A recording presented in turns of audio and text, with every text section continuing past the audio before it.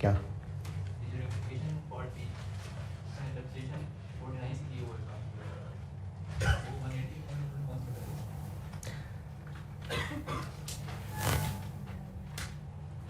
अच्छा हाँ हाँ हाँ, वो एक चीज़ मिस हो गई, सही है। अच्छा, ये रेक्टिफिकेशन ऑफ एरर्स में भी वो एक सवाल करा रहा था, जो शुक्रिया यार आपने पॉइंट नोट कर लिया। ये अभी एक सवाल जो मैं पिछली क्लास में रेक्टिफिकेशन में करा रहा था, एक पॉइंट मिस हो गया था। इक्विपमेंट खरीदा वो तो डेप्रिशिएट कर लिया, ऊपर पॉइंट 3 करते हुए ये मिस हो गई थी चीज़। देखिए पॉइंट 3 में क्या किया, एरर नंबर 3 क्या था? एक्यूमुलेटेड डेप्रिसिएशन जो थी उससे ज़्यादा लिख ली थी कि कम लिख ली थी? असल में थी 461, 641 लिख ली थी। एक्यूमुलेटेड डेप्रिसिएशन ज़्यादा लिख ली थी। रिड्यूसिंग बैलेंस मेथड है डेप्रिसिएशन का। एक्यूमुलेटेड डेप्रिसिएशन को ज़्यादा लिख लेने से एसेट की बुक वैल्यू कम हो गई होगी। जब डेप्रिसिएशन कैलकुलेट की होगी, चूंकि रिड्यूसिंग बैलेंस मेथड है तो बुक वैल्यू पे रेट लगाना होगा, तो डेप्रिसिएशन भी कम आई होगी। उसको भी पूरा करना पड़ेगा, वो डेप्रिसिएशन एक चीज़ मिस हो गई थी। पॉइंट नंबर 3 वाली बात दोबारा सुने। पॉइंट नंबर 3 में एरर था कि एक्यूमुलेटेड डेप्रिसिएशन का बीडी असल में 461,000 था, लेकिन लिखते हुए 641 बना दिया था। तो एक्यूमुलेटेड डेप्रिसिएशन ज़्यादा लिखने से एसेट की बुक वैल्यू जब ईयर एंड पे डेप्रिसिएशन कैलकुलेट करने लगे होंगे, तो एक्यूमुलेटेड ज़्यादा लिखी गई है तो बुक वैल्यू कम आ गई होगी ना, और 15% लगाया होगा तो डेप्रिसिएशन भी कम आ गई होगी। तो डेप्रिसिएशन भी फिर हमें पूरी और करनी पड़ेगी। तो ये वो डेप्रिसिएशन है जो 180,000 पे 15%।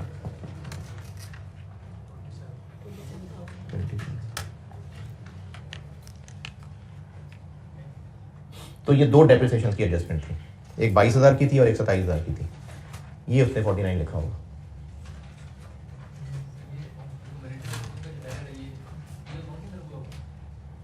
हाँ हाँ, जब एक्यूमुलेटेड का टी अकाउंट बनाया होगा फॉर द ईयर, तो यहाँ बीडी 461 लिखना था, उसने गलती से 641 लिख दिया।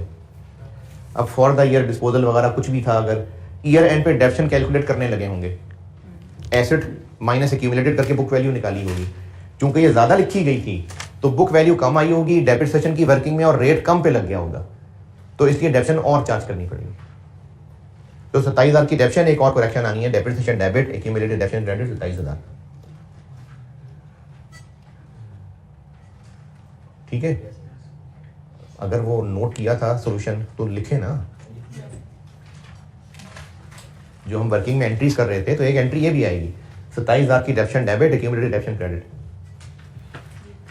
IAS 8 में 3 चीजें, एक छोटी सी चीज है वो अभी 5-7 मिनट में खत्म कर लेते हैं, बाकी फिर अगली क्लास में कराता हूँ।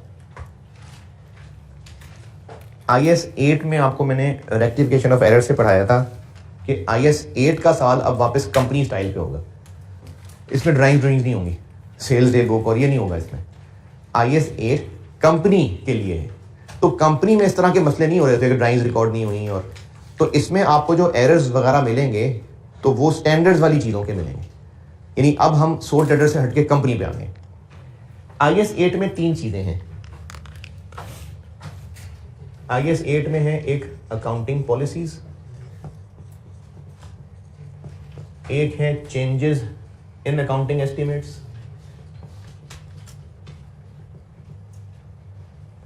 और एक चीज है एरर्स।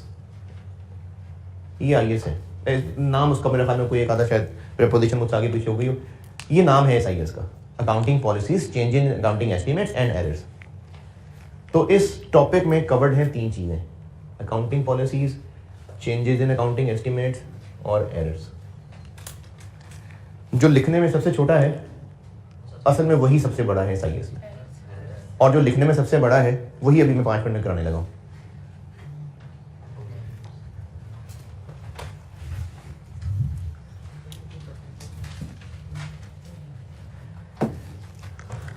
पहले इसमें देखते हैं चेंजेस इन अकाउंटिंग एस्टिमेट्स।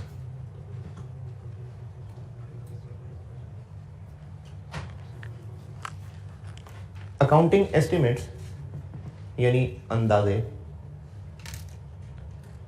जो अकाउंटिंग करने के लिए लगाए जा रहे हैं वो अकाउंटिंग एस्टिमेट्स हैं। क्यों लगा रहे हैं अंदाजे? क्या ये अंदाजा लगाएं कि कितने की सेल हुई होगी? कितनी तनख्वाह दी होगी? जिन ट्रांजैक्शन में असल में सब एविडेंस कागज मौजूद हैं वो तो असल में ही रिकॉर्ड होंगी, लेकिन फिर भी कुछ चीजों के लिए अंदाजे लगाने पड़ते हैं, जैसे यूजफुल लाइफ। ये क्यों चाहिए अकाउंटिंग करने के लिए? डेप्रिसिएशन कैलकुलेशन करनी है तो यूजफुल लाइफ एसेट के कागज में लिखी होगी, एक्सपायरी डेट अंदाजा है। इसी तरह से रेजिडुअल वैल्यू क्यों चाहिए होगी? डेप्रिसिएशन कैलकुलेट करने के लिए। डेप्रिसिएशन मेथड, ये अंदाजा है डेप्रिसिएशन मेथड। तो वो जो जवानी का रसा I-16 पे लगाया था वो तो फिर हम ऐसे ही होकर आए। डेप्रिसिएशन मेथड अंदाजा होता है कि पॉलिसी होती है? अंदाजा होता है।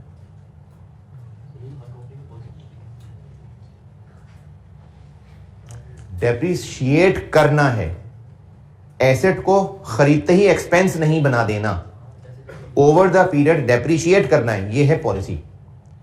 किस मेथड से करना है? ये अंदाजा है। अच्छा अंदाजा क्यों है ये तो हम फैसला कर रहे हैं, तो अंदाजे वाली क्या बात है?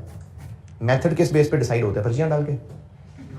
फिर मैनेजमेंट कैसे डिसाइड करती है?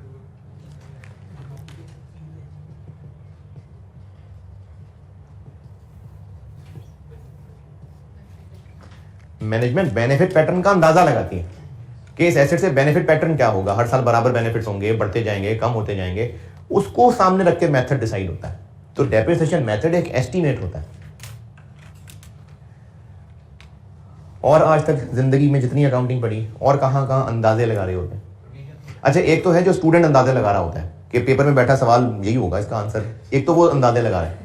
अकाउंटेंट अंदाजे अब तक जितने टॉपिक पढ़े हैं, प्रोविजन फॉर डाउटफुल डेट अंदाजा होता है, बिल्कुल ठीक है, ये प्रोविजन फॉर डाउटफुल डेट अंदाजा ही होता है। रिकवरेबल अमाउंट भी अंदाजा ही होता है। कैसे? Recoverable amount higher of fair value less cost to sell और value in use. Value in use क्या होता है? फ्यूचर कैश फ्लोज की प्रेजेंट वैल्यू। तो फ्यूचर कैश फ्लोज अंदाजे ही होते हैं सारे, तो ये भी अंदाजा है। ये है सब अंदाजे। ये अंदाजे, बल्कि कोई भी अंदाजा जब भी कोई लगाता है, जैसे अभी तो चलो बाहर बारिश हो रही है, लेकिन जब आप यहाँ एंटर हुए होंगे कॉलेज में अभी कुछ देर पहले, तो अंदाजा था कि बारिश होगी। क्यों था ये अंदाजा? बादल को देख के ना। तो जब भी किसी भी चीज का अंदाजा लगाया जाता है तो वो अवेलेबल इंफॉर्मेशन की बेस पे लगाया जाता है, लेकिन इंफॉर्मेशन बदल सकती है। एक और मिसाल, क्रिकेट के मैच चल रहा है और नीचे लिखा आ रहा है प्रोजेक्टेड स्कोर कि जब इनिंग खत्म होगी तो 325 हो गया होगा, तो कुछ ही देर के बाद वो अंदाजा 325 की बजाय हो सकता है 270 पे रुक जाए। तो अब क्यों? पहले गलत कहा था, वो तब के हालात के हिसाब से था। तो जब भी एस्टीमेट लगाया जाता है वो उन वक्त के हालात के हिसाब से लगाया जाता है, बाद में चेंज हो सकता है। तो एस्टीमेट अगर चेंज हो जाए तो कोई बड़ा मसला नहीं है। तो एस्टीमेट चेंज हो सकता है।